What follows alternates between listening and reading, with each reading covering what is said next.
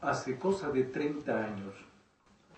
al prologar un libro medular de Arturo Andrés Roig, el inolvidable Hernán Malo se preguntaba si existe o no una filosofía ecuatoriana y advertía que cualquier pronunciamiento sobre este tema implica una toma de posición sobre la esencia misma de la filosofía. Por eso recordaba que, partiendo de una concepción más alemana que griega, José Rafael Bustamante y Benjamín Carrión habían escrito que el Ecuador es tierra sin filósofos, puesto que a lo largo de nuestra historia, si bien se han escrito algunos comentarios de carácter divulgativo, no existe ningún texto que haya presentado un pensamiento original sobre las cuestiones que se consideran verdaderamente filosóficas. En contra de esta radical opinión, Malo defendía que en la producción intelectual de los ecuatorianos existe una auténtica filosofía que no deja de serlo por no haber empleado el lenguaje tradicional de los filósofos europeos. Bien entendidas, las palabras de Malo significaban, en primer lugar, que es erróneo suponer que existen temas que sean verdaderamente filosóficos, puesto que no es el objeto del pensamiento lo que determina la autenticidad del filosofar, sino la actitud íntima y radical del sujeto filosofante. Y en segundo lugar, que la filosofía, como el ser de Aristóteles, tiene muchas maneras de llegar al brillo del aparecer. No solo por el afecto con que guardo la memoria de Hernán Malo, lo cual sería una razón insuficiente, sino por un largo trato con nuestra literatura, pienso que efectivamente hay una filosofía de los ecuatorianos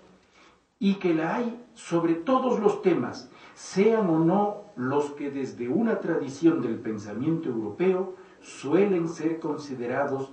verdaderamente filosóficos. Si, como el propio Heidegger decía, el poetizar es una superación de la metafísica, el Ecuador puede exhibir no menos de una veintena de grandes poetas filósofos que, a la manera de los griegos primordiales, se plantearon su propia relación con la realidad del mundo y del conocimiento en la concisa y fascinante lengua de la imagen. Más aún, nadie podrá convencerme de que nuestros grandes narradores no han calado con hondura incuestionablemente filosófica en medulares cuestiones que atañen a aquello que está más allá de toda circunstancia y que por lo mismo implica lo más profundo y digno de ser preguntado. ¿Qué es entonces la filosofía y cómo es posible verificar su existencia en la producción intelectual de los ecuatorianos? ¿Cómo distinguir lo que es propiamente filosófico de lo que solo aparenta serlo, si a lo largo de todos los tiempos la filosofía se ha preguntado bajo el signo de la contradicción, oscilando de tal modo entre extremos irreconciliables que nadie puede sentirse plenamente seguro cuando intenta definir ese como monstruo proteico que parece rehacerse cada vez desde el principio, pero con otra faz? Buscando la universalidad por una parte, se muestra por otra indiferente hacia lo diverso. Afirmando el imperio absoluto de la razón discursiva, aparece enseguida envuelta en una suerte de halo místico que invoca el valor supremo de la intuición. Persigue por un lado la construcción de la teoría para ceder de inmediato el paso a la búsqueda de la virtud. Se manifiesta abiertamente partidaria de la especulación para pasar enseguida a apostar por la crítica. Se resiste neciamente a dar algo por supuesto para volver de inmediato sumergida en toda clase de suposiciones. Se afana en la consecución del puro saber para terminar obsedida por la salvación. Se identifica como una serie ordenada de proposiciones y prefiere después definirse como una actitud humana. Casi se diría, mirándola desde afuera, que en ella todo es tan incierto que cualquier cosa podría pasar como filosofía y se haría imposible excluir ninguna palabra en nombre de alguna concepción determinada. Y sin embargo, hay algo que permite saber cuándo hay propiamente una reflexión de genuino contenido filosófico y cuándo las palabras no pasan de ser vana charlatanería de feria. Independientemente de la opción tomada por el filósofo y de la noción de filosofía que subyace en sus palabras, siempre hay algo que permite reconocer el oro de buena ley, y ese algo es el ajuste del discurso a sus propios principios. El filósofo, por lo tanto, es aquel que expresamente unas veces, tácitamente las más, establece las reglas de su propio juego y se atiene a ellas. En rigor, no le importa que para otros las reglas sean diferentes, como diferentes son los objetivos. Lo que importa es lo que cada cual se propone como meta y el camino que se traza. Lo demás es solo asunto de fidelidad. Fidelidad a sí mismo, desde luego, pero también fidelidad a lo que se concibe como sabiduría. Por eso Lessing, en la cumbre de la Ilustración alemana, pudo decir estas imborrables palabras: si Dios tuviese en su mano derecha toda la verdad y en su mano izquierda el anhelo siempre despierto que la persigue, y extendiéndome ambas manos me dijera, elige, me precipitaría decididamente a su mano izquierda y le diría, dame este anhelo, Padre, la verdad pura solo es para ti. Lo cual, sin metáfora alguna, significa que hacer filosofía es precisamente rehusar la condición del sophos, del sabio, para abrazar sin vacilación alguna la del filósofos, la del buscador o amigo del saber. Estas son, en apretada exposición, algunas de las ideas que me ha sugerido este breve y enjundioso libro del doctor Medardo Mora, cuyo solo título es todo un programa: Filosofía de la vida o La vida es una filosofía. Un programa que se va desplegando en las páginas siguientes, una tras otra, al filo de un derrotero que se puede intuir desde el principio, sin que por ello deje de tener la frescura de la novedad. Un programa que comienza, como la de todo buen filosofar, por una puesta en claro del filósofo consigo mismo, con su propia vida, un esfuerzo por equilibrar en las cuentas de la existencia el debe y el haber,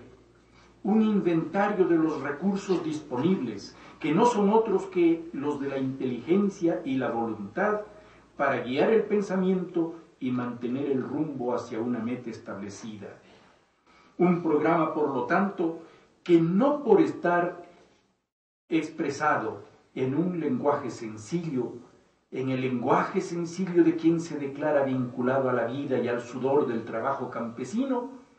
deja de ser ese prerequisito de todo auténtico filosofar: la determinación de las propias reglas, entre las cuales hay una que me llama poderosamente la atención, porque consiste en una toma de partido a favor de una específica línea de pensamiento. En efecto, el autor no ha vacilado en declarar su simpatía por la filosofía estoica, sin que por ello haya de entenderse que se haga cargo de todas las doctrinas de ese nombre. Sabemos, en efecto, que tanto el estoicismo antiguo, el de Zenón de Sitio, como el llamado estoicismo medio, cuyas grandes figuras fueron Panecio y Posidonio, y aún en el estoicismo nuevo, que fue el de Séneca, Epicteto y Marco Aurelio, fueron corrientes intelectuales que buscaron afanosamente hacer escuela y mantener la tradición, como se ve en la conservación del propio nombre con el que pasaron a la historia, y que en principio no fue más que una forma de identificación topográfica,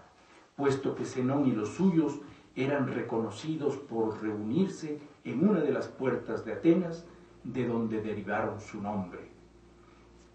Stoa, en griego, significa puerta. Los estoicos eran los filósofos de la puerta. Por eso, por esa firme voluntad de hacer escuela, es posible identificar las doctrinas estoicas haciendo abstracción de las diferencias de época, y es posible además advertir la magnitud de un proyecto intelectual que alcanzaba la lógica, la física o doctrina sobre la naturaleza y la ética. Nuestro filósofo, sin embargo, es suficientemente consciente de su propio tiempo, y si acude a un pensamiento desarrollado en los albores de la civilización occidental, sabe que no puede esperar de él ninguna enseñanza sobre aquello que nuestro tiempo ya ha trasladado al campo de la ciencia y con éxitos incuestionables. Por eso, lo que Mora ha tomado de los estoicos no es la doctrina de la naturaleza ni la doctrina del pensamiento. Lo que ha tomado es la ética, fundada en la eudomonía, cuyo fin no es el placer, sino el ejercicio constante de la virtud. El primer imperativo ético, de acuerdo a los estoicos,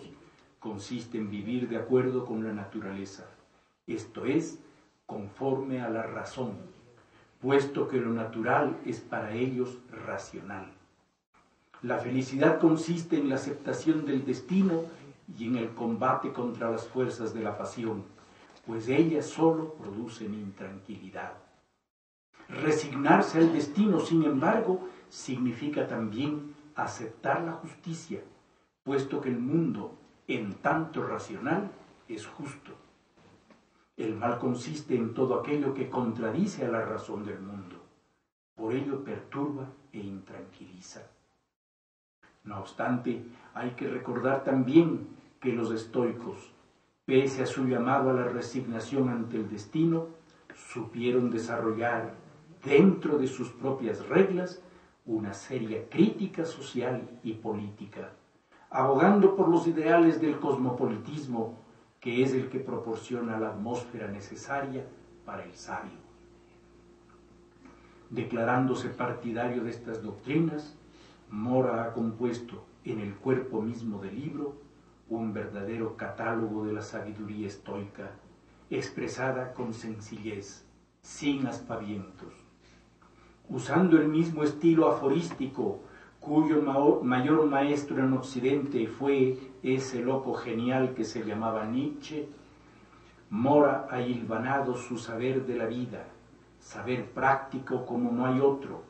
y sus páginas hacen pensar en el sabio que va adelante, guiando al viajero, levantando en la mano la luz para iluminar la noche.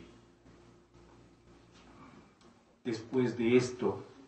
¿cómo no dar la razón a Hernán Malo y repetir con él que sí existe una filosofía ecuatoriana?